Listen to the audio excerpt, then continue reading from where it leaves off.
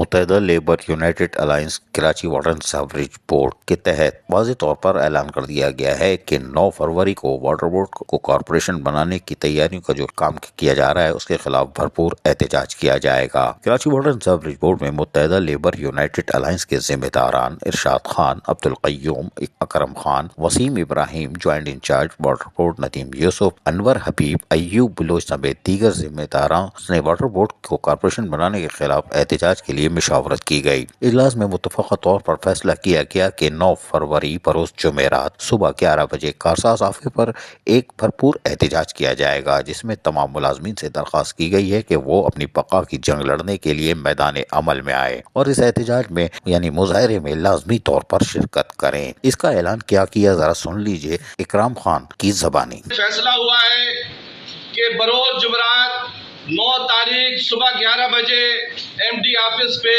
بھرپور دھرنا ہوگا اور شدید قسم کا دھرنا ہوگا۔ میں تمام مزدوروں سے، Karachi water and sewerage board کے مزدوروں سے یہ درخواست کرتا ہوں۔ سنا آپ نے، Karachi water and sewerage board میں کارپوریشن بنائے جانے کے خلاف یقینی طور پر متحدہ ورکرز فرنٹ نے بھی گزشتہ روز احتجاج کیا تھا، اور آج تو باقاعدہ واٹر بورڈ متحدہ لیبر یونائٹڈ الائنس نے مشاورتی اجلاس کرنے کے بعد باقاعدہ اعلان کر دیا، یعنی فیصلہ کر لیا ہے کہ 9 فروری کو احتجاج کیا جائے گا۔ عزیز عارف، KBS بلدیاتی نیوز کراچی۔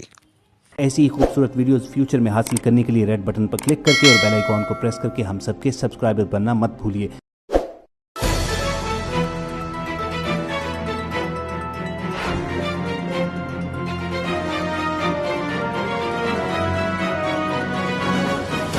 KBS بلدیاتی نیوز۔